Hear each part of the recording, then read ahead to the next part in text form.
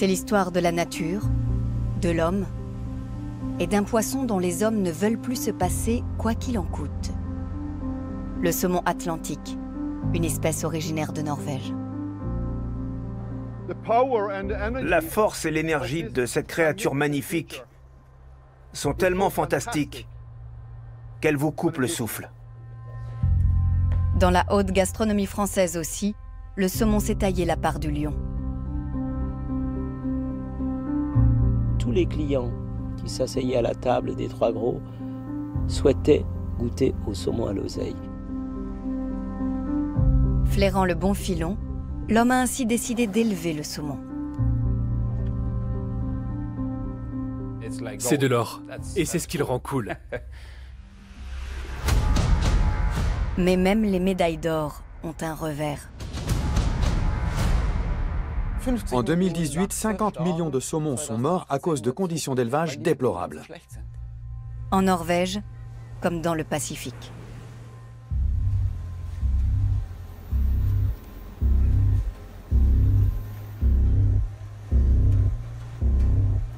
Le Chili est le pays où l'industrie du saumon enregistre le plus grand nombre de morts et d'accidents au niveau mondial. Et aujourd'hui, le saumon d'élevage menace le saumon sauvage. On le tue parce qu'il s'est échappé d'une ferme d'élevage. Il n'a rien à faire dans cette rivière. On ne veut pas qu'il fraie avec les saumons sauvages. En Norvège, les saumons sauvages se font de plus en plus rares. Ces 35 dernières années, la population de saumon sauvage a été divisée par 2 en Norvège. Il est clair que cette espèce est menacée, qu'un gros nuage noir plane au-dessus d'elle.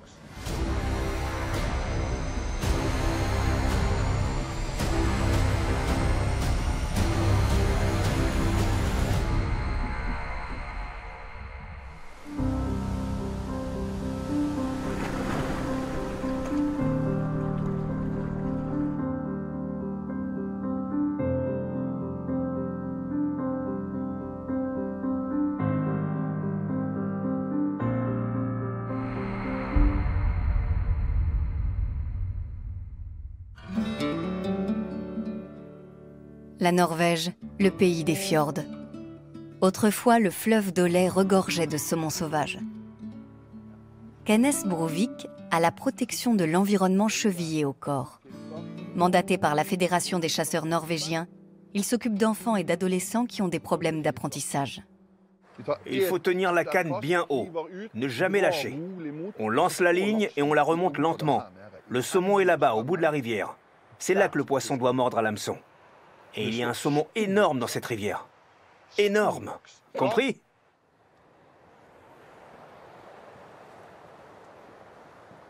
Kenneth Brovik sait de quoi il parle.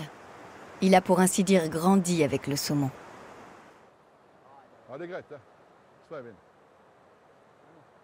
Ses méthodes pédagogiques sont toujours en lien avec la nature. Pour lui, la pêche est bien plus qu'une thérapie. Le saumon fait partie de notre patrimoine culturel, de notre identité en tant que Norvégiens. C'est aussi le symbole de la force ultime de la nature. Cette force ultime, elle se ressent physiquement quand le saumon mord à l'hameçon, quand il tire sur la ligne.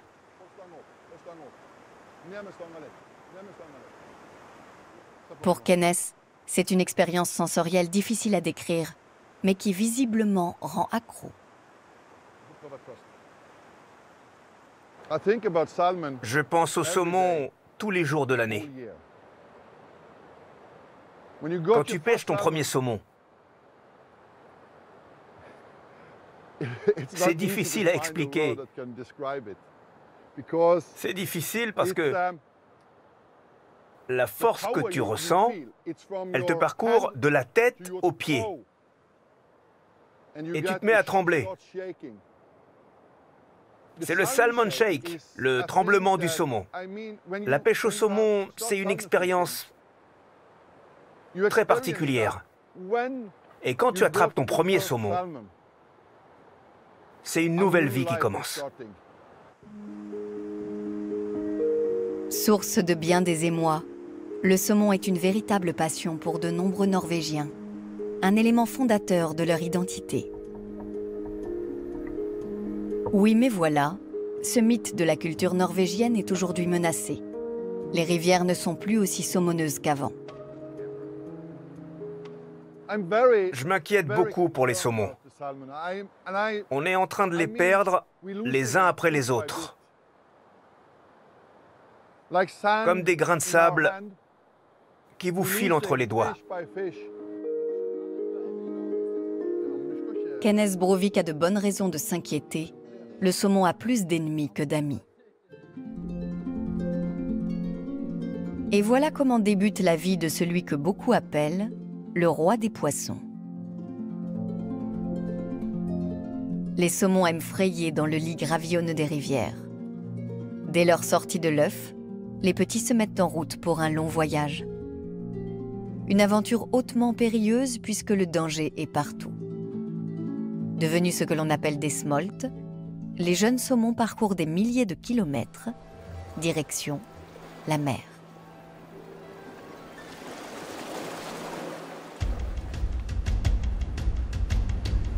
Après un voyage à travers le monde qui dure plusieurs années, le saumon revient là où il est né pour frayer à son tour. Il déploie pour cela une force phénoménale. Il faut lutter contre le courant, contre la pesanteur et franchir des obstacles. Le poisson retrouve l'endroit où il a vu le jour comme s'il disposait d'un GPS intégré. Mais son parcours est semé d'embûches.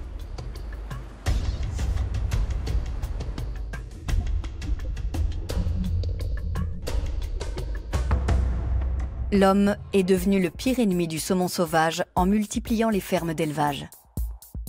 Aujourd'hui, on estime à 530 000 le nombre de saumons sauvages en Norvège, contre 400 millions au moins de saumons d'élevage. Sur les rives de l'Etneux, un barrage à saumon a été dressé pour les besoins d'un projet de recherche bien particulier. L'objectif est de séparer le bon grain de l'ivraie, car les saumons d'élevage menacent la population sauvage. Chaque année, officiellement, plus de 183 000 poissons s'échapperaient des fermes. Mais selon les experts, ils seraient bien plus nombreux.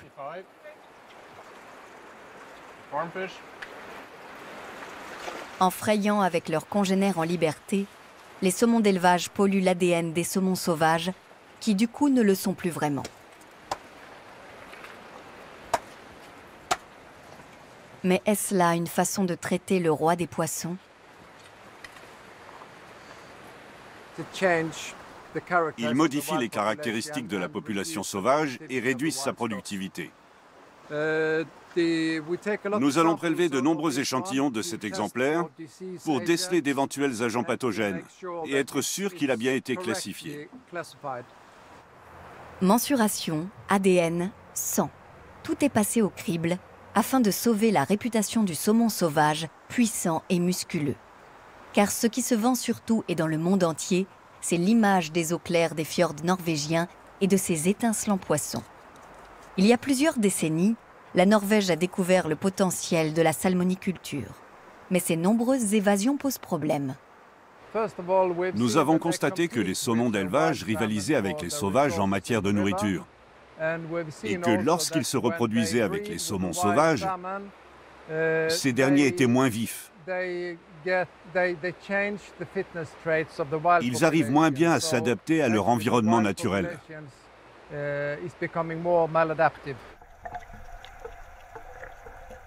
Comparé aux années 1980, le nombre de saumons qui reviennent dans leur rivière de naissance a baissé de 54%, soit plus de la moitié.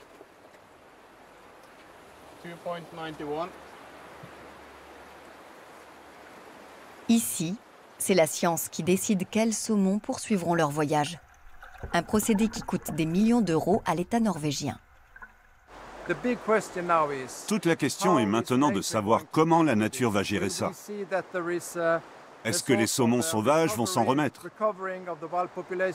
Est-ce que la sélection naturelle va faire disparaître le matériel génétique des saumons d'élevage? Et si oui, En combien de temps? La patience est donc de mise. Comme pour visiter une ferme d'élevage. Les géants du secteur n'aiment pas trop qu'on mette son nez dans leurs affaires. L'ancien champion de biathlon, Sondre Heide, fait exception à la règle. Il a accepté la présence de caméras dans sa ferme. L'occasion pour Kenneth Brovik de lui parler du saumon sauvage et de son fameux tremblement. T'as déjà pêché le saumon? Ouais, j'ai essayé. C'est vraiment fascinant. Et la pêche à la mouche? Non. On peut dire que c'est hyper euphorisant. À chaque fois que tu lances la mouche et que tu remontes la ligne. Et le jour où un saumon mord pour la première fois et qu'il tire comme un malade, ce jour-là, tu es pris par le tremblement du saumon. Le salmon shake. Kenneth s'intéresse à un problème que les éleveurs de saumon ont bien du mal à régler. Le pouls du saumon. Un tout petit parasite aux effets dévastateurs, puisque 10 poux seulement peuvent provoquer la mort d'un saumon de petite taille. Le problème, c'est qu'il menace aussi les saumons sauvages qui passent obligatoirement devant cette ferme pour rejoindre la mer.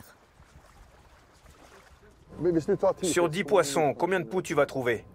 Là, maintenant, 0,1 chez les reproducteurs. La limite légale est à 0,5.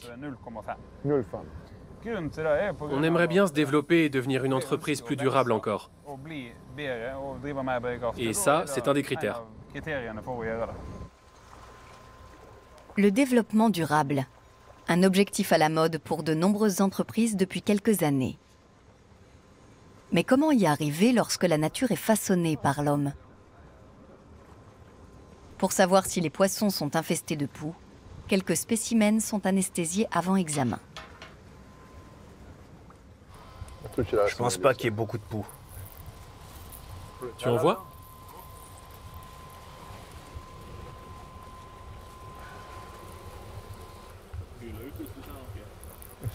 Je suis pas sûr.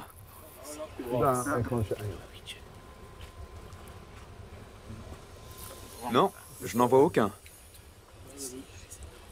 L'examen est terminé. Retour à la case départ.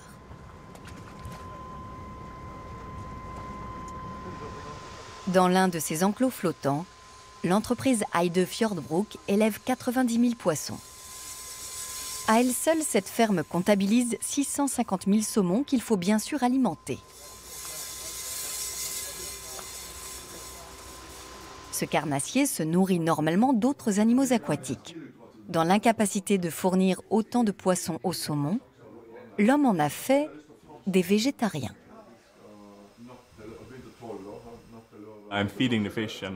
Je suis en train de nourrir les poissons. Grâce aux caméras, je peux voir s'ils mangent bien tous les granulés et s'ils sont rassasiés. Et là, si vous regardez bien, les granulés glissent vers le fond avant d'être avalés par les poissons. Mais que contiennent ces granulés? Pour le savoir, direction Bremerhaven dans le nord de l'Allemagne.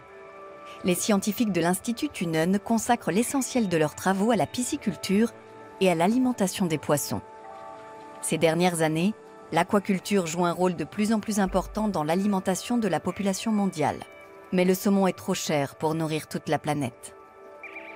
Quelle dose de protéines animales voulons-nous consommer? Pour le professeur Focken, c'est une question centrale, car actuellement, nous en mangeons 2 fois plus que nécessaire. Le professeur travaille en ce moment sur les carpes, qui ont besoin de bien moins de farine de poisson que les saumons. L'époque où la nourriture destinée aux poissons était constituée pour moitié de farine de poisson est révolue depuis longtemps, y compris pour les saumons. Là, tout en bas, nous avons environ 10% de farine de poisson, puis une grosse quantité de protéines de soja, puis environ 4 à 5% d'huile de poisson. La nourriture destinée au saumon contient donc aujourd'hui jusqu'à 1/3 de soja. Mais qui dit plus de végétaux et moins de poissons, dit aussi moins d'oméga 3, ces acides gras qui font du saumon une nourriture très attractive pour l'homme. Et ce qui fait que nous aimons tant le roi des poissons, c'est aussi sa couleur orangée.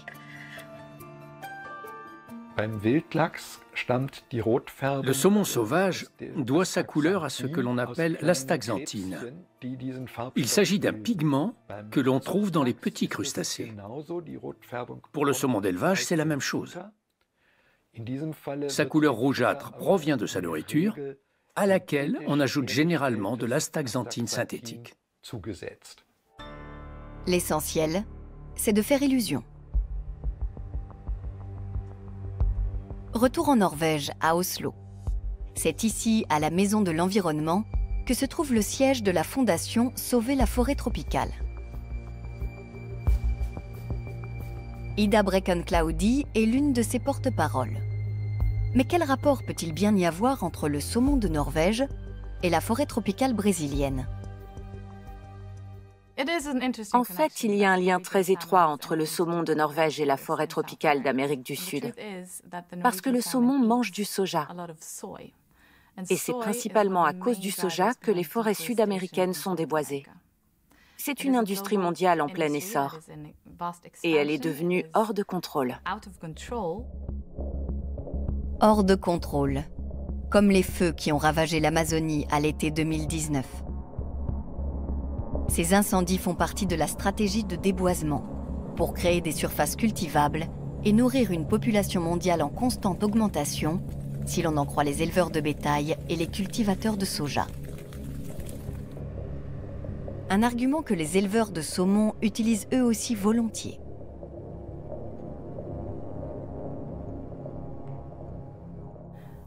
Jusqu'à un certain point, je peux comprendre l'argument de la salmoniculture selon lequel il nous faut plus d'aliments pour nourrir la planète. Mais le saumon norvégien est un produit tellement cher qu'il rapporte surtout au marché des produits de luxe. Le soja a besoin de place, beaucoup de place. Et l'économie mondiale a besoin de croissance, beaucoup de croissance. C'est le credo de l'industrie du soja. Ironie de l'histoire, la Norvège est aussi le donateur le plus important pour la sauvegarde de la forêt amazonienne. L'industrie du saumon est très puissante. C'est la deuxième industrie de Norvège. Et le gouvernement compte multiplier par 5 la production de saumon d'ici à 2050. Si à cette date le saumon est nourri de la même façon qu'aujourd'hui, ce sera forcément aux dépens de la forêt brésilienne. Le transport de cette nourriture par cargo pose lui aussi problème. Pour qu'elle se conserve mieux, de l'étoxychine lui est ajoutée, un produit phytosanitaire interdit dans l'Union européenne. Cet antioxydant ralentit le processus de pourrissement et empêche la nourriture de s'enflammer spontanément, voire d'exploser avant d'arriver en Norvège. Après la Chine, la Norvège est le deuxième plus gros exportateur de poissons au monde. Et après le pétrole, l'élevage du saumon est le secteur économique le plus important du pays. En 2019, les autorités norvégiennes ont octroyé plus de 1400 concessions spécialisées dans l'élevage du saumon. Sur ces innombrables fermes de saumon, 500 tournent en simultané. Elles bordent la côte norvégienne tel un chapelet. La loi norvégienne interdit à quiconque d'approcher une ferme d'élevage à moins de 100 mètres sans être accompagné par l'un de ses responsables. Pas de quoi effrayer le Suédois Mikael Frödin, journaliste d'investigation et passionné de pêche au saumon. Il est aussi l'auteur du documentaire Artificial, un film choc sur la salmoniculture.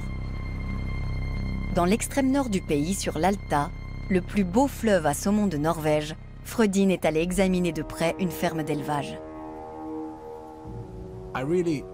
J'ai toujours voulu voir une de ces fermes.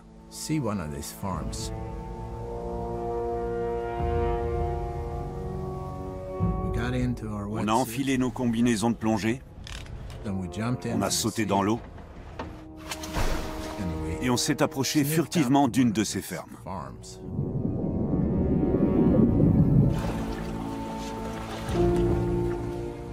Je savais que je verrais des tonnes de poissons, mais je ne m'attendais pas à ce que ça soit aussi horrible.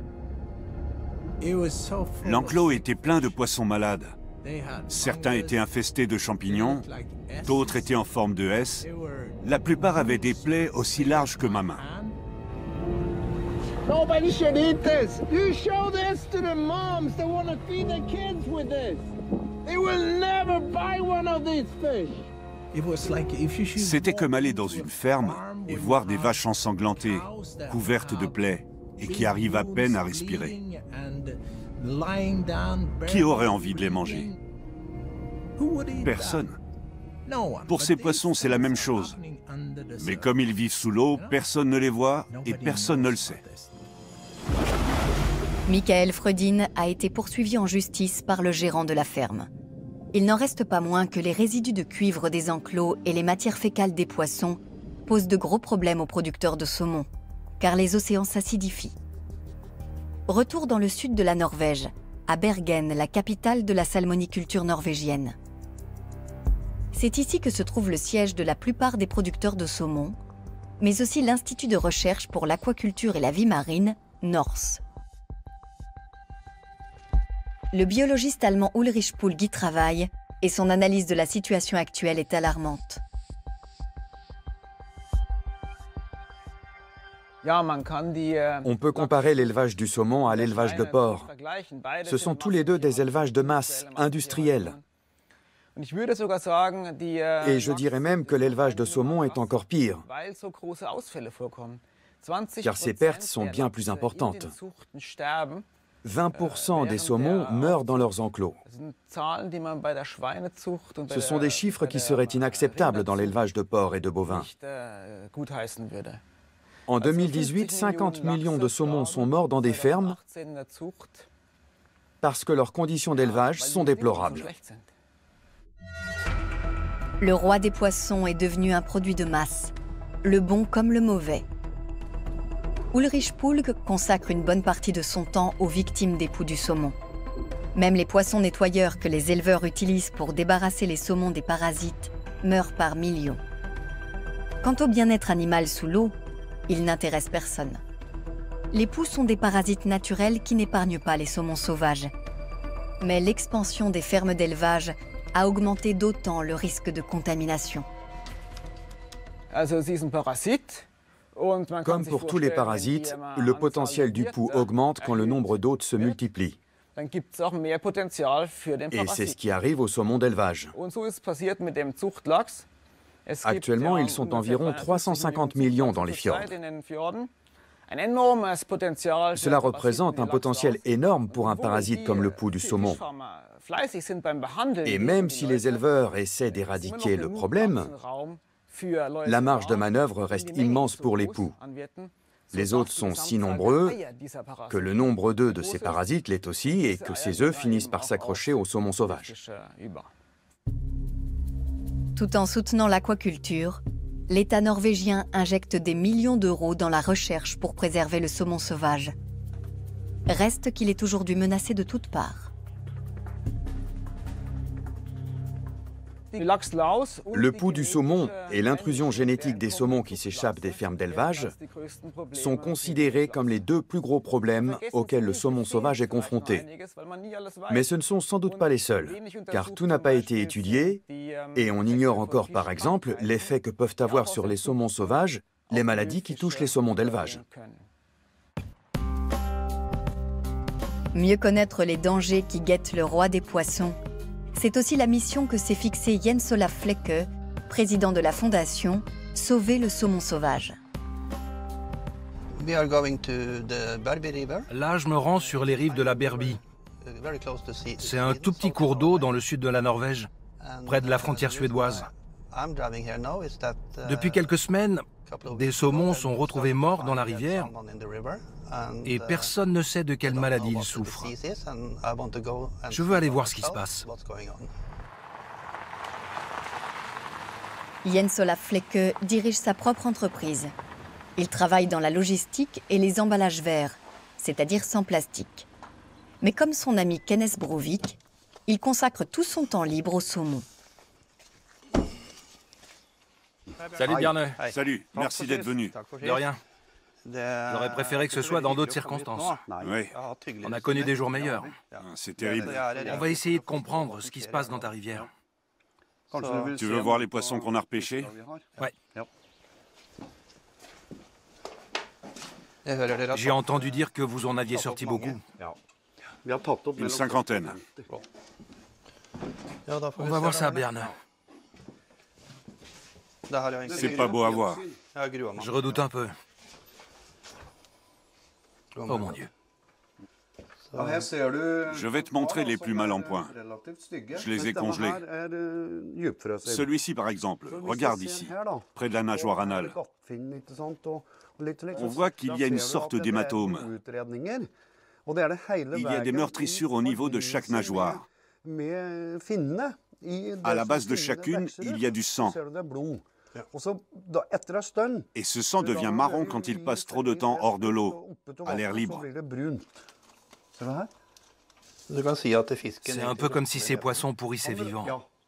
Oui, c'est ça. Ils se décomposent et pourrissent, tout simplement. La rivière Berby a été fermée. Jens Olaf et son ami du club de pêche local cherchent des poissons malades. Les poissons sauvages sont régulièrement victimes des maladies qui se développent dans les fermes d'élevage. Au printemps dernier, 8 millions ont été tués par une algue toxique. Hei! Kom hit! Hva? Kom hit! Her ligger det en. En død en? Ja. Faen.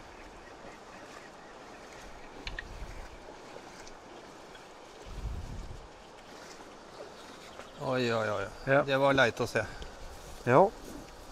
Det hadde jeg ikke håpet jeg skulle oppleve, for å være ærlig. Selv om det er det jeg kanskje har vært her for i dag. Begynner her du ser her i finnerota. Ja. Se her. Der ser du. Ja. Det begynner blodutredninga. Det var en fin laks. Ja. Den hadde fortjent å komme opp på gyteplassen og ha litt sex til høsten. Ja. Det hadde blitt mange fine babyer. Pourquoi les saumons meurent-ils par dizaines dans la rivière Berby? Pour le savoir, Jens Olaf a envoyé l'un des spécimens à l'Institut vétérinaire d'Oslo. Il a tenu à assister à l'autopsie pour apprendre en direct ce qui ne tourne pas rond dans la rivière ou le fjord. Mais même la médecine a ses limites. Les influences environnementales sont trop nombreuses pour déterminer clairement les causes de cette mortalité massive dans la rivière Berby.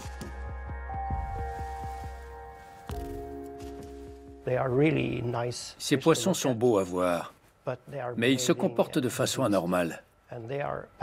Ils traversent un fjord long et étroit où se trouvent d'anciens sites industriels et miniers. Nous n'en sommes pas certains, mais il se pourrait que dans ce fjord, les poissons entrent en contact avec un élément qui les rend malades et qu'on ne retrouve nulle part ailleurs. Cela pourrait expliquer pourquoi il y a des problèmes dans cette rivière. Mieux vaut prévenir que guérir, surtout quand on ne sait pas vraiment quel est le problème. Par sécurité, la rivière Berby a donc été fermée. Les saumons sauvages ont-ils été contaminés dans la rivière, entre la source et l'embouchure, ou plutôt dans la mer? Les océans et les fleuves sont pollués par des milliers de substances synthétiques et chimiques, d'où la difficulté, même pour un spécialiste, d'établir un diagnostic. Actuellement, l'environnement est soumis à une multitude d'influences. Il est possible que ce fjord subisse une pollution quelconque, mais nous n'en sommes pas sûrs. Ce qui est certain, c'est que les activités humaines influent beaucoup sur les cours d'eau et les océans. Et que cette influence n'est pas bonne. Sauver le saumon sauvage. Jens Olaf Flekke fait tout ce qui est en son pouvoir pour préserver ce poisson fascinant. Et il n'est pas le seul. Kenneth Brovik n'a qu'une seule chose en tête. Je vois un saumon énorme. Mon pouce accélère. On est en train d'assister à un spectacle incroyable. Doucement.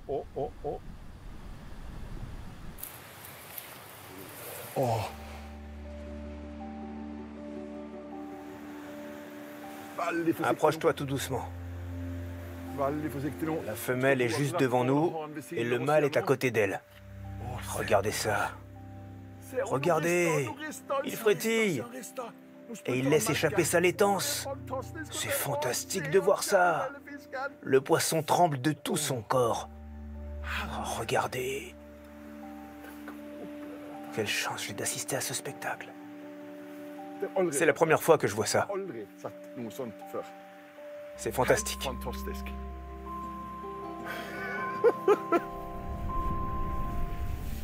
Incroyable.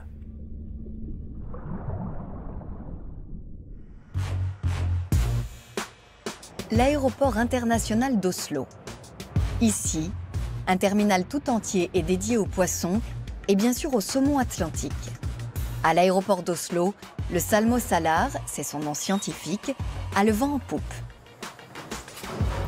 Et voici son plus grand fan, Martin Langas, directeur du fret aérien. Son surnom, Laxen, saumon en français. La majeure partie de nos exportations de saumon est destinée à l'Asie et aux États-Unis.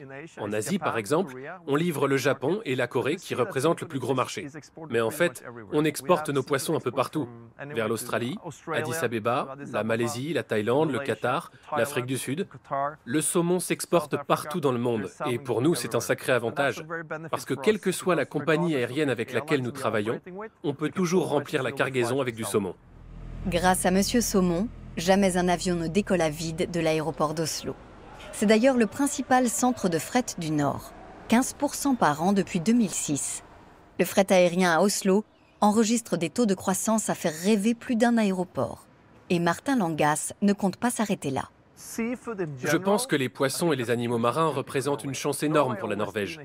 Nous devons davantage industrialiser l'élevage, développer encore plus l'aquaculture. Là, c'est juste un début. L'année 2020 a bien commencé pour la salmoniculture norvégienne. En janvier, 88 000 tonnes de saumon ont été exportées pour une valeur totale de 677 millions d'euros. La valeur ajoutée a même enregistré un record historique. Tandis que les volumes n'ont augmenté que de 3%, les recettes, elles, ont bondi de 21%. Pour vous aider à visualiser l'importance de cette industrie, imaginez qu'on prenne toutes les caisses de poissons qui sont exportées dans le monde. Cela ferait une sorte de passerelle qui irait d'Oslo à Shanghai. Voilà l'ampleur des exportations. Et elles augmentent chaque année. Une croissance jusqu'ici illimitée. L'objectif est de multiplier par 5 l'élevage du saumon dans le Nord. Selon Martin Langas, cela assurerait à la pisciculture norvégienne un chiffre d'affaires potentiel de 50 milliards d'euros par an. Pour les éleveurs, une somme aussi alléchante qu'un filet de saumon, sauvage ou pas. Un vol classique d'Oslo vers Bangkok, par exemple, transporte 300 passagers et 30 tonnes de saumon, ce qui représente 2 sources de revenus importantes. Il n'existe pas beaucoup d'aéroports en Europe qui combinent aussi bien le transport de passagers et le fret. L'aéroport d'Oslo arrive déjà aux limites de ses capacités. Un nouveau terminal doit être construit, surtout si la pisciculture se développe selon les prévisions du gouvernement et que les quantités de marchandises augmentent. Pour moi, la fraîcheur des produits norvégiens est incomparable. Avec nos fjords et nos glaciers, nos paysages comptent parmi les plus beaux du monde. Pouvoir livrer au monde entier les produits de mon pays me remplit de fierté. Chaque fois que j'entends décoller un avion de fret, je me retourne pour le regarder s'élever dans les airs. Parce que je suis fier que toute la planète puisse profiter de notre poisson norvégien. Pas de doute, Monsieur Saumon voit la vie en rose.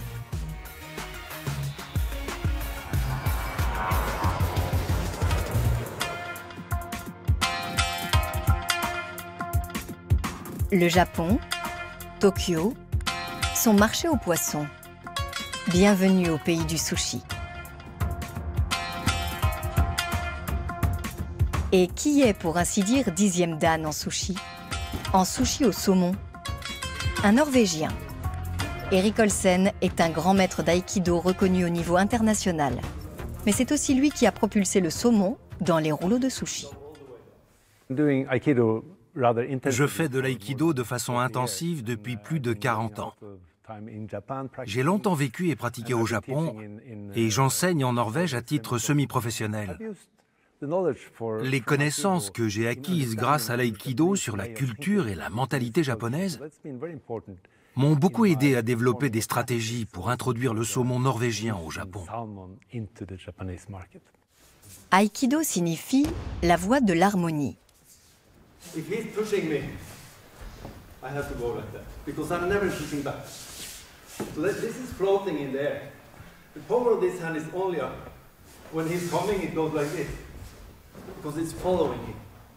Absorber l'énergie de l'adversaire pour la faire sienne. L'aïkido est un art martial basé sur la défense. C'est donc de manière harmonieuse, à la japonaise, que le saumon norvégien a entrepris de conquérir le marché japonais sous un nom de code, le projet Japon. À la solde du gouvernement norvégien, Erik Olsen, spécialiste du marketing. Son objectif, vendre du poisson aux Japonais, qui pourtant n'en manquent pas.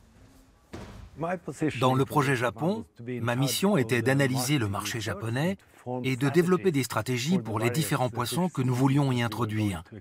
Ce marché est l'un des plus conservateurs au monde. Il n'est pas très difficile d'y lancer par exemple des hamburgers, un produit totalement nouveau qui n'est en concurrence avec aucun produit traditionnel. Mais introduire un produit aussi profondément ancré dans la culture japonaise que le poisson, cela semblait impossible. Pourtant, on s'est accroché. Il y avait trop de potentiel pour qu'on renonce. Au Japon, en matière de sushi, c'était le thon qui se taillait la part du lion. Le saumon atlantique n'était consommé qu'à la vapeur ou grillé, jamais cru par crainte des parasites. Produit par des éleveurs norvégiens, c'était un aliment totalement nouveau. Comment Olsen et son équipe ont-ils réussi à convaincre les consommateurs ?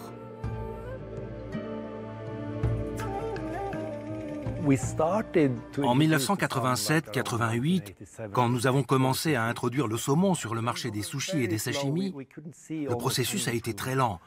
Les progrès étaient quasi inexistants. Et puis, en 1991-92, la salmoniculture norvégienne a été confrontée à un gros problème.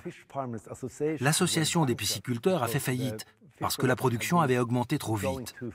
Les éleveurs ont dû stocker près de 30 000 tonnes de saumon congelé. De nombreuses entreprises ont déposé le bilan. Les cours des actions se sont effondrés. La salmoniculture norvégienne a dû se réorganiser, mais les Norvégiens ne voulaient pas jeter leur stock de saumon congelé. C'est ainsi que le projet Japon a commencé, avec comme premier client un producteur japonais de fruits de mer. Les premières cibles sur le marché ont été les ménagères japonaises. Ensuite et surtout, ce sont les cuisiniers professionnels qu'il a fallu convaincre de confectionner des sushis avec du saumon norvégien. Les ménagères à qui on faisait goûter des sushis au saumon trouvaient ça très bon. Mais les professionnels de l'industrie, eux, disaient que cela sentait mauvais, que ça n'avait pas une belle couleur. Ils décrétaient que la forme de sa tête était bizarre, que les nageoires étaient curieuses, qu'il sentait le fleuve. Et là, on a compris qu'en fait, tout était question de perception. La perception, c'est la réalité. Et quand on est vraiment persuadé qu'une chose est mauvaise, alors elle est mauvaise. Donc on devait les faire changer d'avis. On s'est alors tourné vers les chefs cuisiniers, parce qu'ils étaient plus proches des consommateurs et plus ouverts à notre produit que les industriels. C'est ainsi que le saumon est devenu un succès au Japon. D'autant qu'à cette époque, le thon commençait à se faire rare et donc cher. Depuis plusieurs années maintenant, le saumon est l'une des garnitures préférées des Japonais. Contrairement à ce qui se pratique sur les tatamis d'aïkido, sur le marché du poisson, l'attaque est souvent la meilleure défense.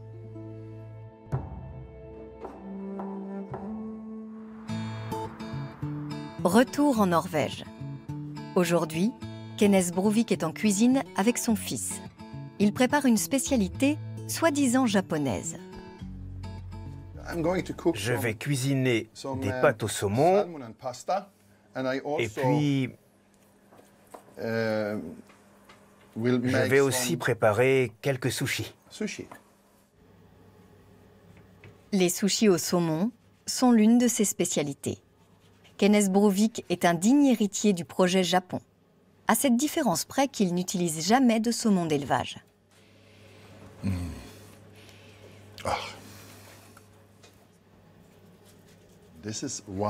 C'est du saumon sauvage. Un des 2 saumons que j'ai pêchés et que je mangerai cette année. Pour moi, c'est très important. Préparer ce repas, c'est une façon de célébrer le saumon. Je dirais même d'honorer le saumon.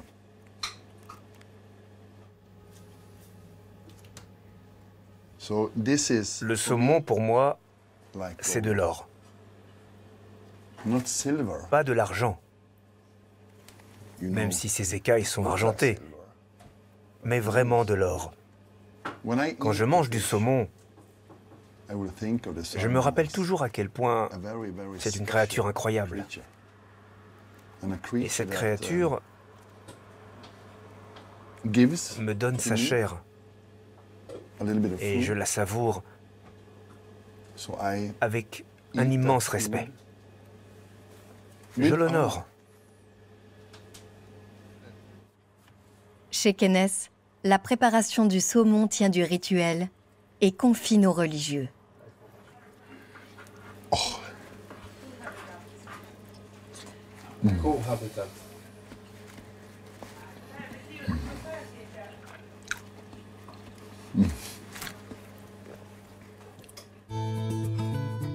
Manger bien et bon en pleine conscience. Keynes met en pratique la devise du mouvement Slow Food. Son respect de Mère Nature rappelle celui des indigènes. Pour ce père de famille, préserver la nature serait notre mission à tous, justement en tant que parents.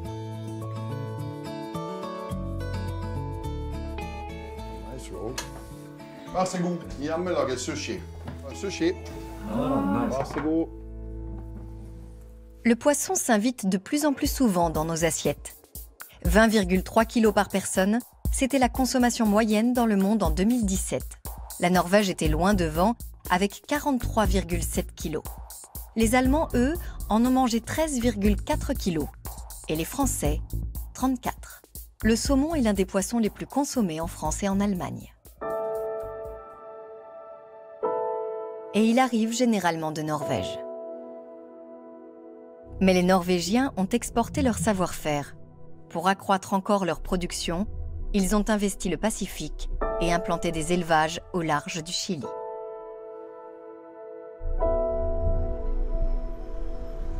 Le Rio Mapocho à Santiago, la capitale chilienne. Si ce fleuve est célèbre, ce n'est pas pour son saumon, mais pour les cadavres des adversaires de Pinochet qu'on y a repêchés à la fin de la dictature. Aujourd'hui, lui aussi fait de la résistance. Juan Carlos Cardenas dirige l'organisation écologiste Ecocéanos. Le vétérinaire se bat surtout contre la très puissante industrie salmonicole chilienne. Petit tour sur le marché de Santiago pour s'enquérir des tarifs du moment.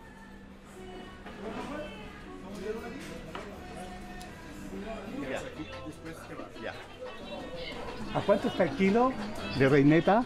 Reineta, ¿cómo está el kilo, Frank? 2.500 el kilo. Juan Carlos Cardenas n'est pas là pour faire ses courses, mais par intérêt pour les conditions de vie des travailleurs de la pêche.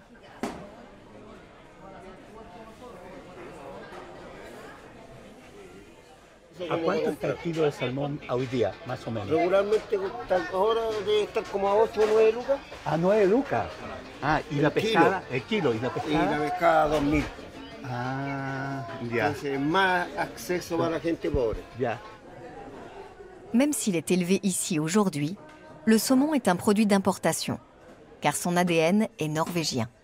Et il reste cher par rapport aux espèces locales. C'est un produit de luxe au Chili. Le saumon a été introduit dans les eaux chiliennes pour être produit industriellement à des fins d'exportation. Le problème, c'est qu'il est carnivore et il vient de l'hémisphère nord. Ça a de lourdes conséquences sur les espèces locales, parce que quand il s'échappe, et c'est 1 million de saumons d'élevage qui s'échappent chaque année, il dévore les poissons d'ici qui sont sans défense.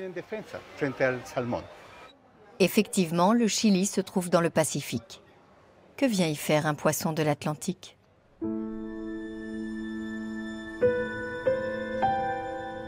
L'île de Chiloé, dans le sud du pays, aux confins de la Patagonie. Juan Carlos Cardenas est né ici. Le militant écologiste a gardé un lien très fort avec la mer et ses riverains. Cela fait des années qu'il se préoccupe du sort de son pays et des siens. Chiloé est la capitale du saumon chilien. 50% de la production en vient. L'élevage industriel a commencé ici il y a 30-40 ans. Et ça fait une vingtaine d'années que nous nous battons contre les effets de l'industrie du saumon et que nous mettons en garde contre ses conséquences environnementales, sociales et culturelles. L'adversaire est de taille, car la salmoniculture connaît aussi une croissance fulgurante au Chili. Et là encore, les entreprises sont fermées comme des huîtres. Pas moyen de décrocher une interview, pas plus qu'un tournage dans un atelier de production. Transparence, zéro. Seul le représentant des intérêts de la Fédération industrielle Salmon Chile a accepté de s'exprimer devant nos caméras. Pour lui, les chiffres parlent d'eux-mêmes. L'an dernier, nous en avons vendu pour 5,2 milliards de dollars environ. C'est un record pour ce secteur. Et cette année, ce sera certainement un peu plus encore. La Norvège est le premier producteur de saumon sur le marché mondial. En 2017, les Scandinaves en ont commercialisé 1,2 million de tonnes et le Chili arrivait en deuxième position avec 609 000 tonnes. Dans les Andes aussi, on mise tout sur la croissance. Les Chiliens ont été à bonne école avec les Norvégiens. Et bien sûr, la croissance se doit d'être durable. Le principal défi, c'est effectivement de rendre cette industrie de plus en plus durable. C'est une branche relativement nouvelle au Chili, mais nous avons acquis de l'expérience depuis. Et il est clair que l'industrie chilienne a contribué au développement du pays et à l'amélioration de la qualité de vie. Le saumon chilien, une belle réussite? Des voix affirment pourtant que Chiloé est l'une des régions les plus pauvres du pays. Non, Chiloé n'est pas la région la plus pauvre du Chili. C'est un mythe.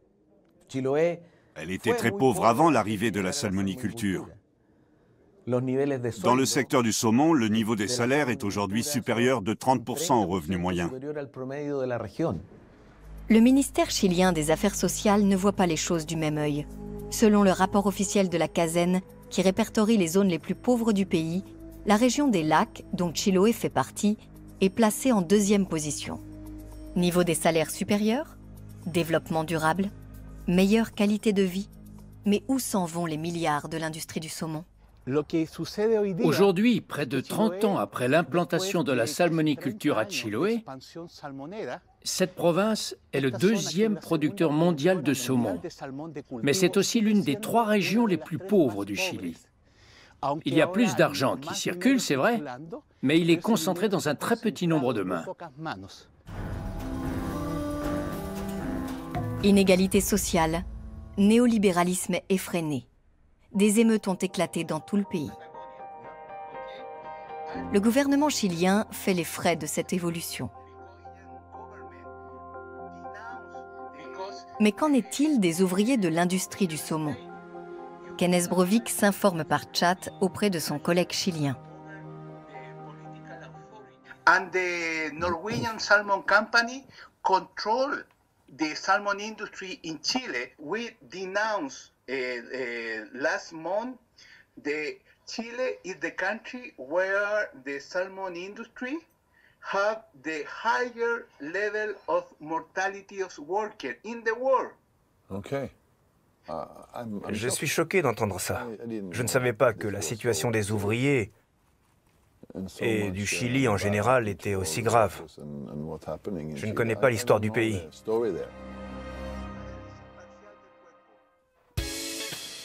Après cette conversation, Kenneth a besoin d'un bol d'air. Et pour cela, quoi de mieux que de retrouver ses cannes et ses appâts.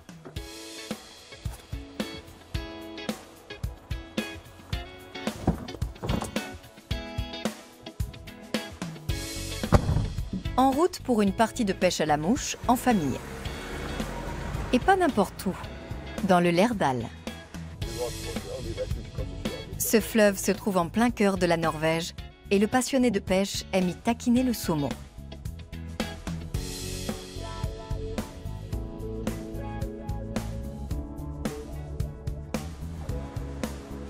Au bord de l'eau, Kenneth retrouve son vieil ami, Jens Olaf Flekke. Ok, Jens Olaf, hvor står fisken ute i hølet? Den kan jo egentlig stå overalt, men det er 2 hotspotter her. Okay. Og den ene er da oppe ved muren der. Der oppe? Ja, og så er det en midt i elva her nede. Jens Olaf Flekke vient souvent ici. Il connaît l'endroit comme sa poche et sait exactement où lancer les lignes.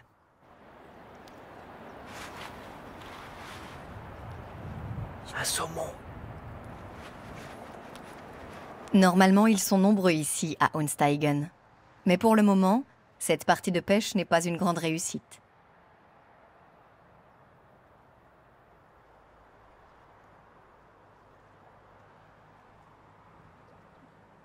C'est un bébé.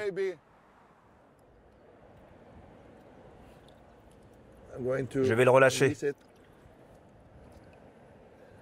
Je pense qu'il va rejoindre la mer l'an prochain.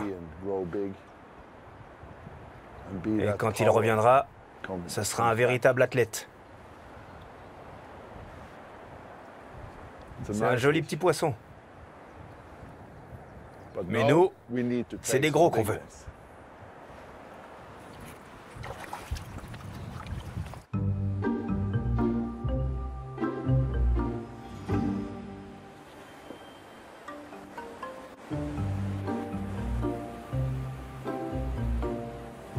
Où sont passés les gros poissons? On dirait que quelque chose ne tourne pas rond ici.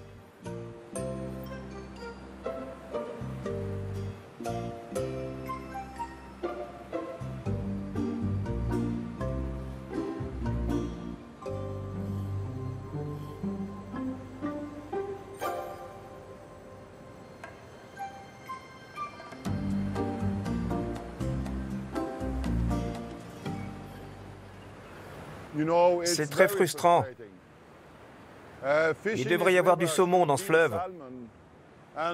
Mais là, il n'y en a pas et ça me frustre. Je me fais vraiment du souci pour les saumons. Ça m'inquiète.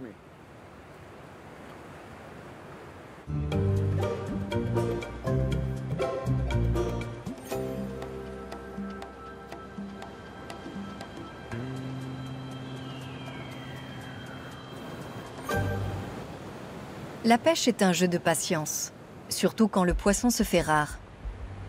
C'est pourtant la haute saison pour le saumon. Le Lærdal devrait grouiller de poissons. Les 2 hommes persistent pendant plusieurs heures, mais sans succès.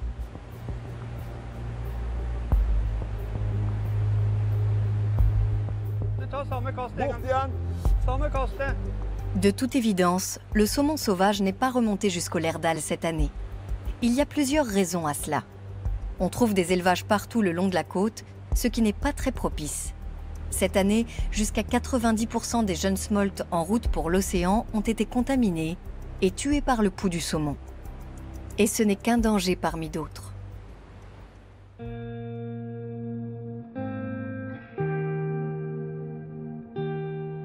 La vallée du Lærdal vit traditionnellement du saumon et du tourisme de la pêche. Dans ce lodge en pleine nature, Jens Olaf présente à son ami l'évolution dramatique des dernières années à la lumière des chiffres relevés à un point précis du fleuve.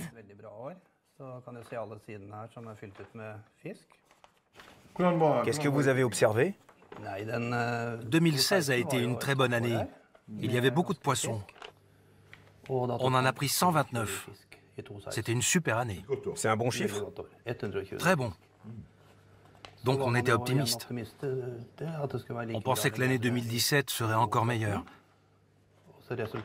Mais on n'a eu que 28 prises. L'année suivante, on est descendu à 19.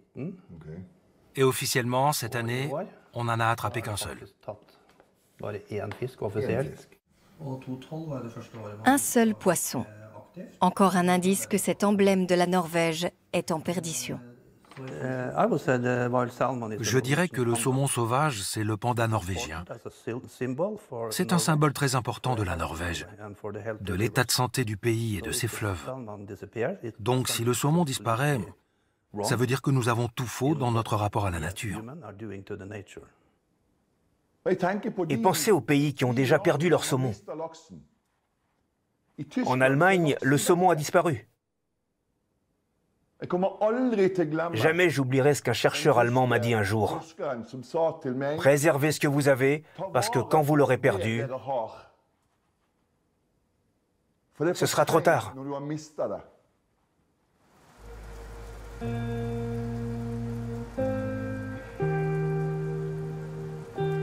De sombres perspectives pour le roi des poissons. Et le Lerdal est loin d'être une exception.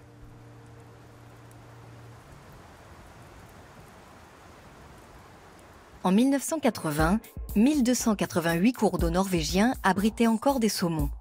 En 2000, il n'y en avait plus que 687. Aujourd'hui, les scientifiques estiment qu'il en reste 450 environ. Cela représente une perte de 2/3 en 40 ans. Direction l'Amérique du Sud. Le militant Juan Carlos Cárdenas se préoccupe plus de la situation des ouvriers que de la disparition du saumon sauvage. Il a déjà entendu maints témoignages alarmants sur les conditions de travail dans la salmoniculture. Sur l'île de Chiloé en Patagonie, Juan Carlos retrouve 2 plongeurs qui ont passé des années à réparer des filets et repêcher des saumons morts dans le Pacifique.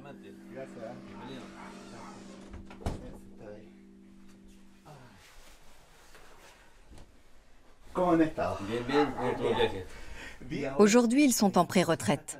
Leurs os et leurs articulations ne leur permettent plus de travailler. Quand on plonge, on ne sait jamais si on va remonter, si on sortira de là vivant ou pas. C'est trop risqué. Dans les élevages de saumon, les plongeurs travaillent la plupart du temps sous des grandes plateformes grillagées et sous une masse de câbles et de contrepoids. Je ne veux plus y retourner. Si tu te coinces là-dedans, tu peux y rester. Il y a toute la merde des poissons là-dessous. On peut très facilement glisser et tomber dans une cage. On nous fait aussi plonger les jours de tempête, même quand les ports sont fermés. Vous êtes invisible pour l'opinion publique et pour les consommateurs. 98% du saumon que vous produisez est exporté. Il n'en reste que 2% ici. Il faut que les consommateurs connaissent le coût réel du saumon qu'on produit. Son coût, c'est la vie des plongeurs. C'est ça. Ecocéanos déplore 50 décès ces 7 dernières années dans les fermes salmonicoles chiliennes. Et parmi eux, de nombreux plongeurs. Comment le représentant des entreprises du secteur l'explique-t-il ? Beaucoup d'entre eux viennent d'autres domaines liés à l'extraction de matières premières, à la pêche. Et dans leurs activités précédentes, il n'y avait souvent pas cette culture, cette habitude de faire attention à soi. La faute à l'inconscience, à l'imprudence de la main-d'œuvre, ou plutôt à la pression qui pèse sur elle, à sa formation insuffisante et son absence de qualification. Juan Carlos Cárdenas a rendez-vous avec le syndicaliste Gustavo Cortés, lui-même employé dans le secteur de la transformation du saumon depuis 23 ans.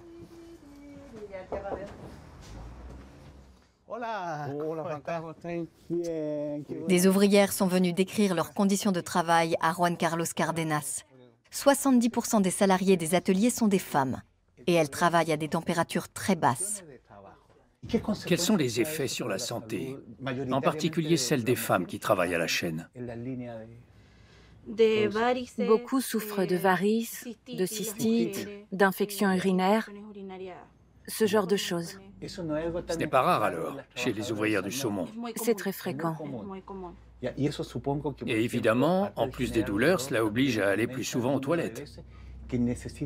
J'imagine que c'est un problème quand la production est en flux continu. Oui. C'est un problème parce que les contremaîtres veulent que ça avance. Alors ils nous crient dessus. Si vous avez besoin d'aller aux toilettes 3 fois de suite, par exemple, ils vous demandent pourquoi devant tout le monde. Ils le disent vraiment devant tout le monde. Pour eux, il faudrait qu'on n'y aille qu'une seule fois. Une fois le matin, une fois l'après-midi, 15 minutes. Tu vois, Juan Carlos, on est d'accord. Ce qui intéresse l'industrie aujourd'hui, c'est produire, produire, produire, à n'importe quel prix. Chaque temps d'arrêt qui pourrait servir à te former ou te perfectionner, pour eux, c'est de l'argent fichu par les fenêtres. Les ateliers sont maintenus en permanence à des températures de conservation optimales pour le saumon. Et les ouvrières font souvent des quarts de 12 heures debout. Ces images ont été tournées en caméra cachée par des activistes dans l'une des grandes usines de transformation du saumon de Chiloé. Les fermes piscicoles n'accordent quasiment plus d'autorisation de tournage. Et quand elles le font, tout est contrôlé et d'une propreté chirurgicale. Qui voudrait voir un bain de sang ? Le saumon d'élevage se vend mieux avec d'autres images. Mais à Chiloé, c'est bien ça la réalité.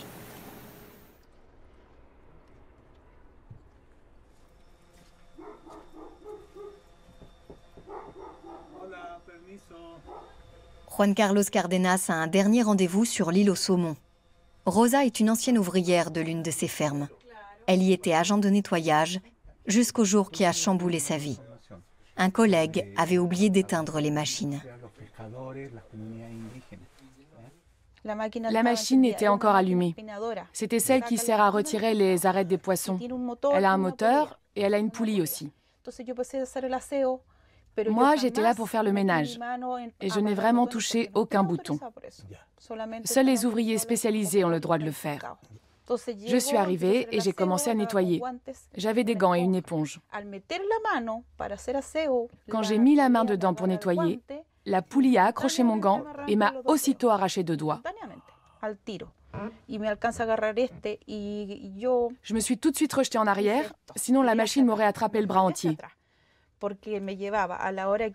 fait, j'ai bien réagi. C'est la seule chose que j'ai faite quand mes doigts sont partis. Je n'ai pas senti la douleur sur le moment. Aujourd'hui, Rosa ne peut plus travailler et elle est suivie en psychiatrie. Au tribunal, son employeur a tenté de rejeter la faute sur elle. Mais comme le dit Rosa, qui est prêt à sacrifier 2 doigts en parfait état pour un poisson mort ?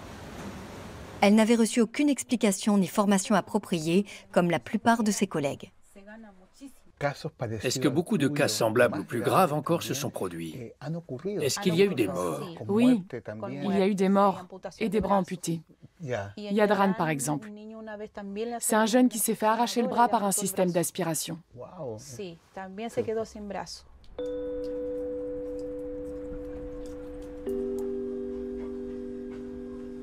Les histoires affligeantes autour du saumon ne manquent pas.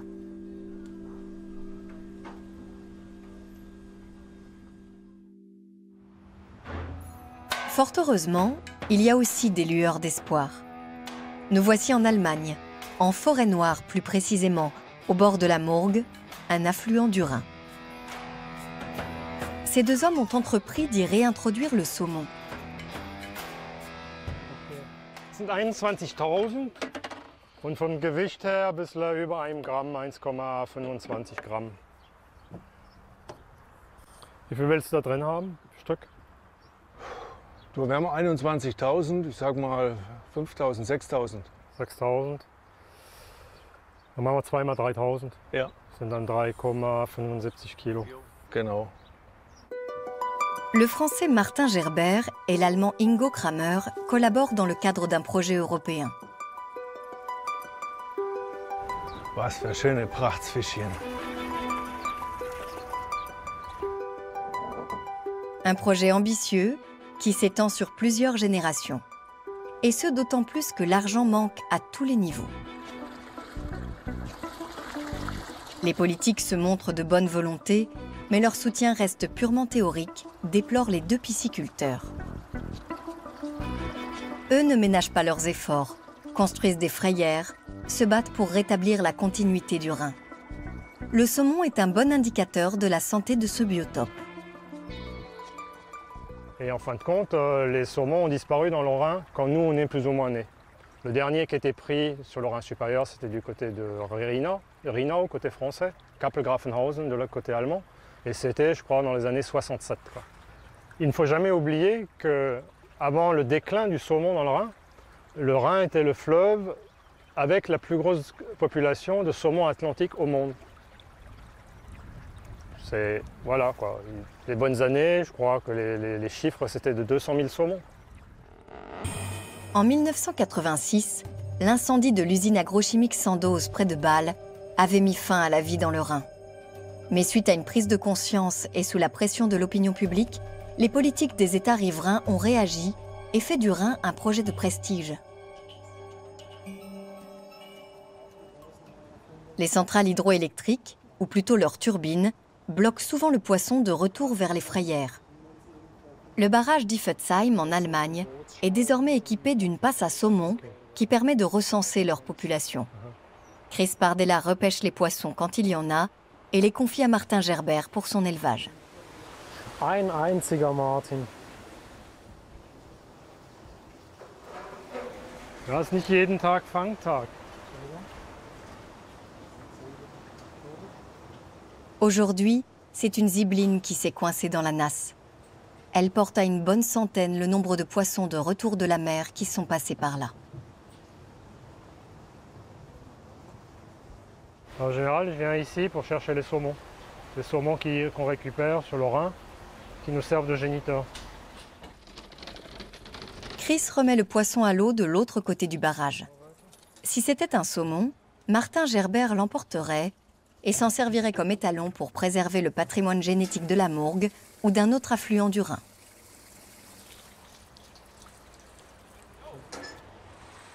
D'après nos spécialistes, les centrales électriques sont un obstacle insurmontable pour la plupart des poissons. Car les turbines tournent en continu, même pendant la migration du saumon. Et quand l'un d'eux atteint Iffezheim, près de Karlsruhe, il a déjà dû affronter le courant et bien d'autres épreuves sur plus de 600 km. Cette électricité n'est pas verte. Si elle était verte, elle n'aurait aucun impact, notamment sur les saumons. Et surtout les autres poissons. Parce qu'on voit toujours le saumon, mais l'impact que ça a sur le saumon, ça l'a aussi sur les autres espèces, quoi. Et l'idée du saumon, c'était justement que c'était, on appelle ça une espèce parapluie. C'est qu'en faisant la promotion du saumon, on arrive à protéger plein d'autres espèces, quoi. C'est à Aubenheim, en Alsace, que Martin élève la nouvelle génération. Un demi-million d'alevins environ, qu'il peut remettre à l'eau chaque année grâce à leurs géniteurs qui ont migré jusque-là. Il en faudrait le double pour être efficace, mais les moyens manquent.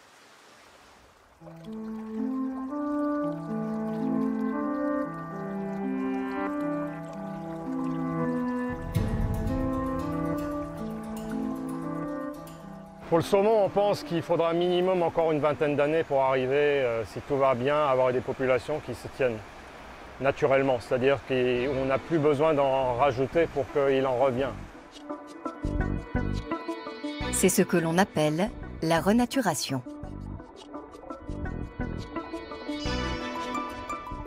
Quand on dit renaturer une rivière, on parle du côté humain. C'est que l'homme essaye de renaturer une rivière, quoi. Personnellement, j'ai un gros doute sur le sujet. Parce qu'on ne fera jamais aussi bien que la nature. Donc il faut bien réfléchir avant de casser, quoi. Parce qu'après, refaire, c'est très difficile. Gute Reise, ihr Lachse. Viel Erfolg, gutes Abwachsen, wenig Graureiher und Kormorane. Ja, Gänsesäger, non? Ja, und Gänsesäger, stimmt, ja. Et moins d'hommes, ajouterait le philosophe et naturaliste américain Henry Thoreau, qui se demandait au XIXe siècle qui entend les poissons quand ils pleurent. Et aujourd'hui, qui les entend? Les chiffres de la surpêche dans les océans sont aussi à pleurer. Le volume de poissons attrapés en mer est passé de 13,3 millions de tonnes en 1950 à plus de 66 millions en 2017, 5 fois plus. Aujourd'hui, 33% des réserves de pêche marine sont considérées comme surexploitées et 60 autres % sont déjà à la limite maximale de l'exploitation durable. Si nous continuons de la sorte, la pêche commerciale ne sera plus possible dès 2050.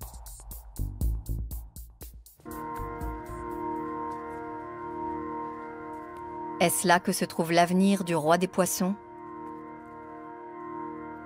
Kenneth Brouvik et sa famille s'apprêtent à visiter un musée au bord du Lerdal. Un musée du saumon sauvage.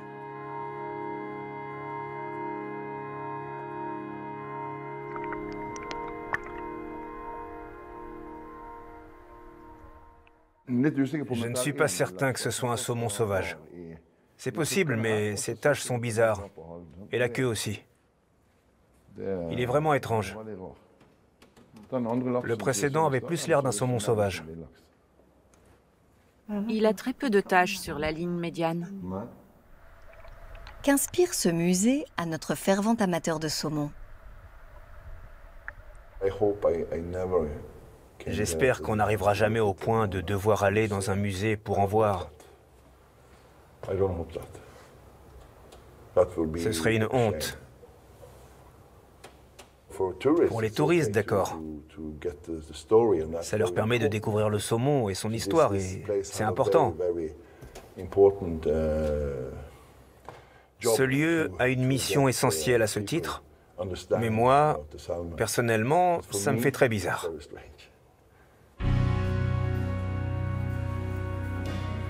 Petit retour en arrière. Autrefois, le saumon était simplement le saumon. Linguistiquement aussi, la distinction entre saumon d'élevage et saumon sauvage est un phénomène récent, une construction humaine.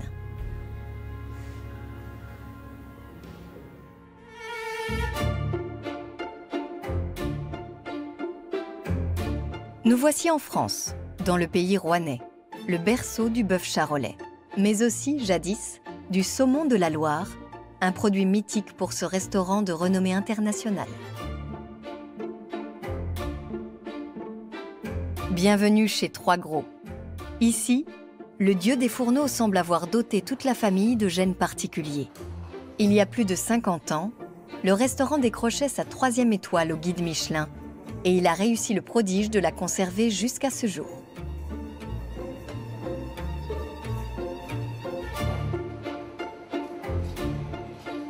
Michel Trois Gros officie toujours en cuisine.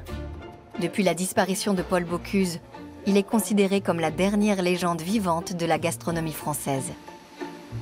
En 2017, ses pairs l'ont élu meilleur chef cuisinier du monde. Oh putain, c'est une belle bête, hein. Magnifique. Donc voilà la bête. Donc c'est un très beau saumon qui vient d'Isigny, en Normandie. C'est un saumon de 3,5-4 kg. Voilà.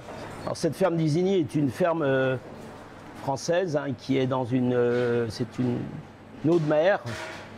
C'est des bassins qui vont et viennent selon les marées et où les saumons sont élevés dans les règles, on pourrait dire, de la bio et avec une alimentation très saine, une alimentation évidemment de crevettes et de poissons. Le clan Trois Gros a ouvert récemment son nouveau restaurant à Ouche, près du fief familial, le Bois sans feuilles. Dans les années 1960, c'est avec un plat de saumon que son père et son oncle avaient conquis la gloire. Un succès tel que la municipalité de Roanne avait peint sa gare aux couleurs de la célèbre escalope. Je me souviens que dans la Loire, il y avait des pêcheurs qui amenaient les saumons dans les années 60-70. Ils amenaient à Jean et Pierre Trois Gros des saumons qui étaient sauvages. Alors c'était pas des saumons qui sont beaux comme ça, ils étaient un peu plus petits, ils étaient très amaigris parce qu'ils avaient lutté contre les courants du fleuve pendant des jours et des jours et des jours. Et les saumons étaient amenés dans des paniers sur l'ortie, arrivaient dans la cuisine. Et c'est peut-être comme ça que le plat mythique, l'escalope de saumon à l'oseille, est né.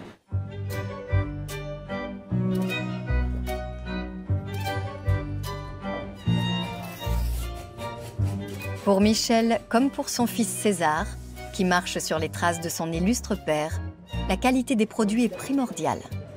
L'escalope de saumon à l'oseille ne peut se faire qu'avec un très bon poisson.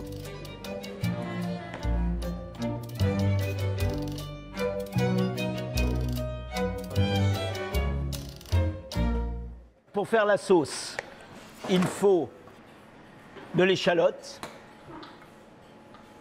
de l'oseille, donc de l'oseille du jardin. La sauce, elle est née avec l'oseille parce que l'oseille était plantée dans le jardin de ma grand-mère. Et cette année-là, en 1962, il y avait une abondance d'oseille dans le jardin. Les idées les plus simples sont parfois les meilleures. L'escalope de saumon à l'oseille est devenue la recette emblématique de la maison Trois Gros et un monument de la gastronomie française. Une petite rasade de Sancerre et une cuillère de crème fraîche. Rien que du très bon. Tu veux, je te mets tout là. Un petit peu de sel, tout petit peu de jus de citron. Voilà. Et puis, ce qui est important, dans les dernières 30 secondes, au moment où je vais mettre l'oseille dans la sauce chaude, César, lui, va mettre l'escalope de saumon en cuisson. En premier, je fais ça, très important, hein. De l'oseille crue dans la sauce, voilà. Et là, César met en cuisson. C'est très important que les deux choses soient quasiment au même moment. On peut dire ça, quand la sauce est chaude, l'oseille, vous voyez déjà, elle change de couleur. Au moment où il retourne ce saumon, je suis prêt à mettre l'oseille sur l'assiette. Et la sauce, voilà. La cuisson du saumon est rosée. Ainsi, le temps que le service prenne l'assiette, l'amène à table, la cuisson du saumon va se terminer sur l'assiette chaude avec la sauce chaude. C'est par anticipation que la cuisson est parfaite au moment où le client va plonger sa cuillère et la porter à la bouche.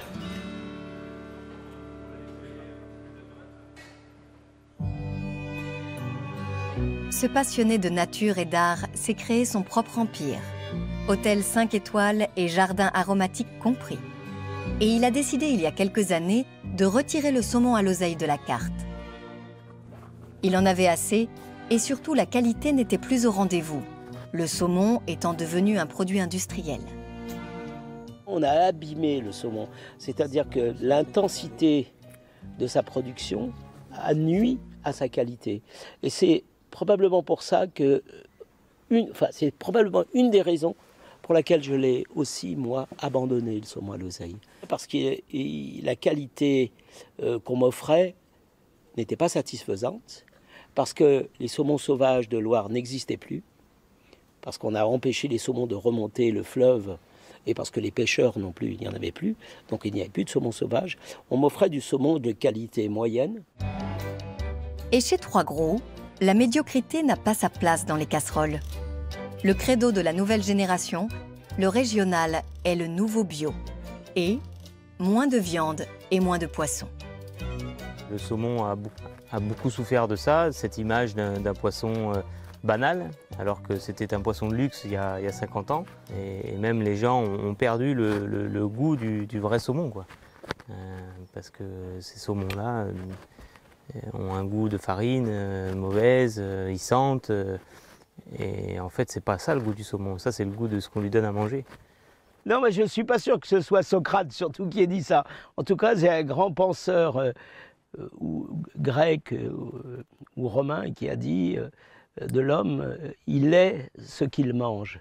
Et on pourrait dire du saumon de la même façon, il est ce qu'il mange. Et on en revient à l'alimentation, à celle dont on gave les poissons d'élevage. Pour éviter que les déchets de nourriture et les excréments des saumons ne polluent indéfiniment les eaux norvégiennes, la société Heide Fjordbruk investit dans les hautes technologies.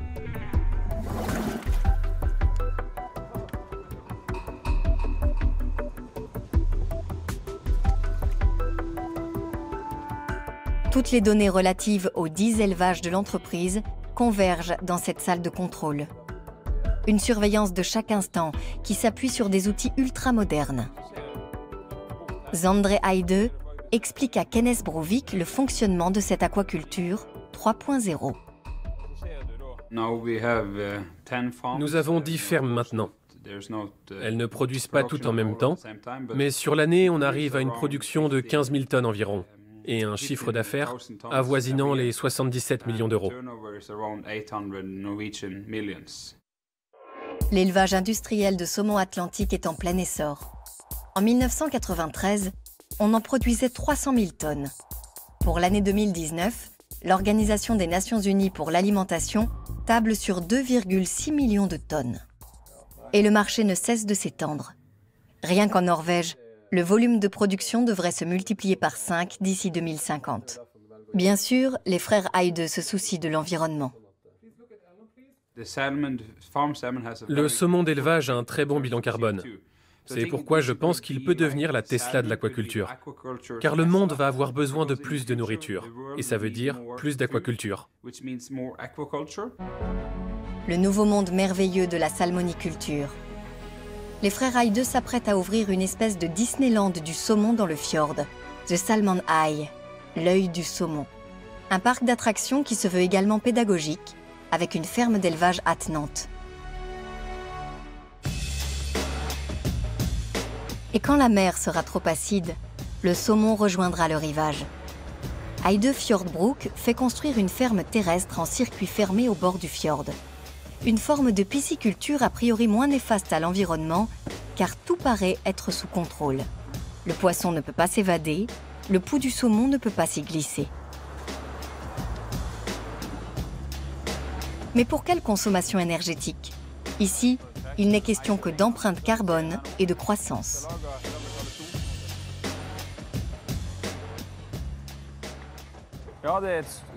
La surface est importante, et nous aurons aussi de gros poissons dans cette ferme terrestre. C'est clair qu'on ne pourra pas en produire 5 tonnes de cette manière, mais ça fait partie des solutions pour l'avenir. Un investissement de plusieurs millions, mais un bon placement a priori, au vu des prévisions de croissance de l'industrie du saumon. Et peut-être trouvera-t-on bientôt, à côté du saumon sauvage et du saumon d'élevage, du saumon dit de terre, car le terme de circuit fermé n'est pas très répandu encore. Kenneth Brouvik l'a constaté au marché aux poissons de sa ville de Bergen.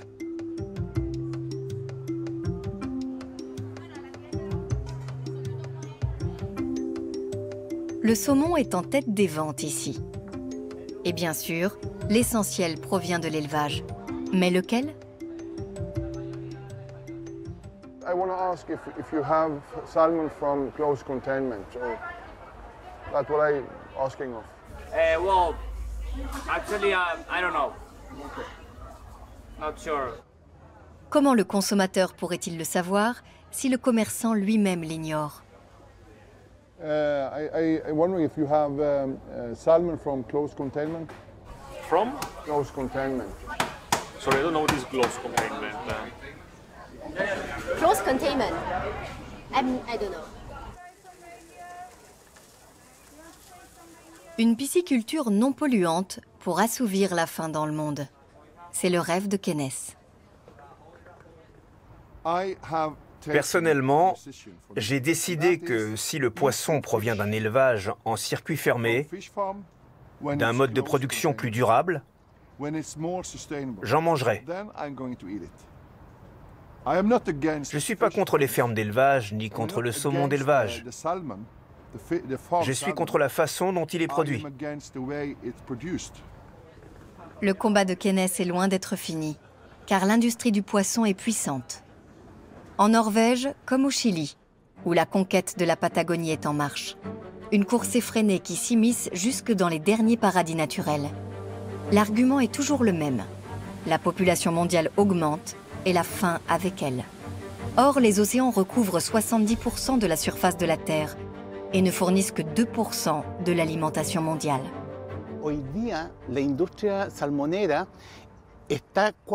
L'industrie du saumon va quadrupler sa production dans les 4 ans à venir. Et elle espère produire 1 million de tonnes par mois d'ici 2032, pour faire de la Patagonie le plus gros site de salmoniculture du monde. Pourquoi? Parce qu'en Patagonie, les écosystèmes sont intacts, il n'y a pas d'industrie, donc pas de pollution. À la vue de cette nature virginale, une question se pose. La Patagonie a-t-elle vraiment à y gagner? Qui donc ici profitera du boom? Et comment?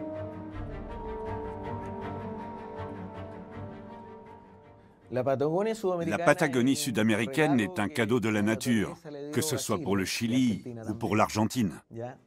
Et le grand défi pour nous, c'est de la garder intacte, de la préserver, tout en veillant à ce que cela soit compatible avec le développement économique. Le sacro-saint progrès économique, celui que les industriels norvégiens apportent à la Patagonie et à ses autochtones.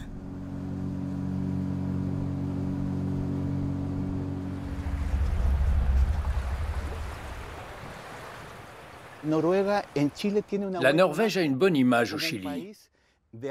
On la voit comme un pays très développé, respectueux de l'environnement et des droits des peuples autochtones. Mais en réalité, ici, les entreprises norvégiennes font tout ce qu'on leur interdit en Norvège. Et elles se comportent comme des colons dans cette enclave industrielle. Le saumon, symbole d'un nouveau colonialisme? Les ministères chiliens et norvégiens de la pêche n'ont pas daigné s'exprimer sur la problématique de la salmoniculture, malgré nos nombreuses requêtes. En Norvège, les intérêts du monde politique sont étroitement liés à ceux de l'industrie. Et les Chiliens se sont formés auprès des Scandinaves. Qui se soucie là-bas de ce qui se passe sous une cage comme celle-là? Si la culture est l'expression d'un développement supérieur chez l'homme, qu'est donc cette forme d'aquaculture?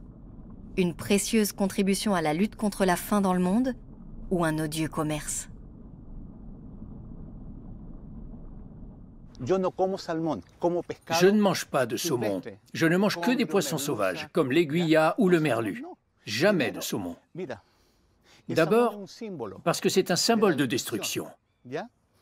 Et puis les promesses des producteurs comme Salmon Chile sont aussi fallacieuses que la couleur du saumon. Vous devez savoir que celui que vous mangez n'est pas orange à l'origine. C'est la couleur que leur donnent les aliments qu'ils consomment. Les pigments chimiques ou naturels. Bref, le saumon aujourd'hui est une construction industrielle. Heureusement, le soleil couchant garde ses couleurs en Patagonie.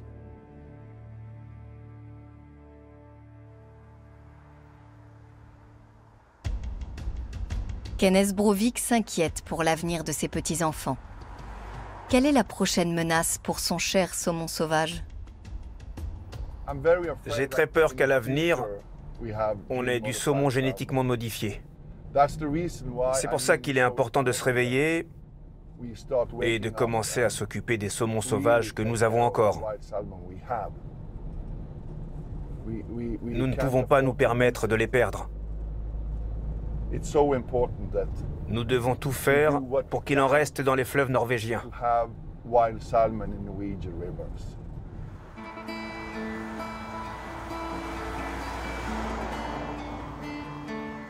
Ce grand-père attentionné emmène régulièrement ses petits-enfants dans la nature, et très souvent sur l'eau.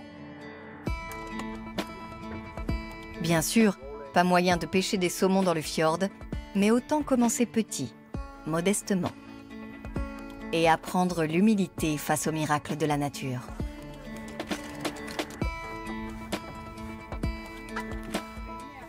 C'est ce que notre enseignant appelle l'éducation durable. Et pour lui, le poisson fait partie de l'ADN norvégien. Se Sandra. Ser dere det? Nå kan vi kaste den på sjøen, sant? Så kan krabbene få den. Ja. Skal vi gjøre det?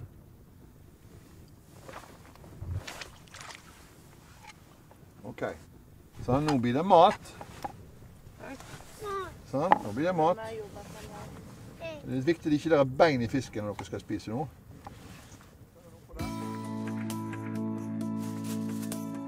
Apprendre à comprendre la nature. L'économie circulaire au quotidien. Kenneth cherche à montrer l'exemple. C'est sa raison de vivre. Mais ce qu'il souhaite surtout, c'est faire entendre enfin la voix du saumon.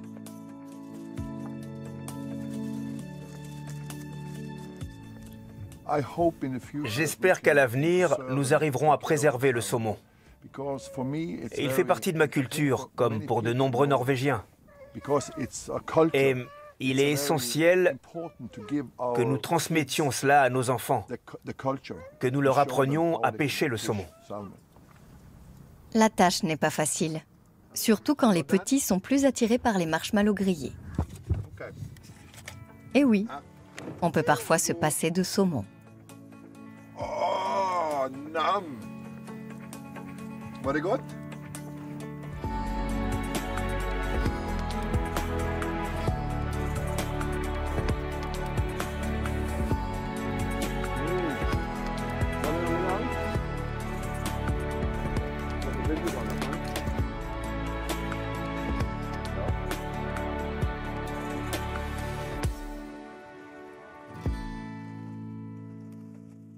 Blir det bra?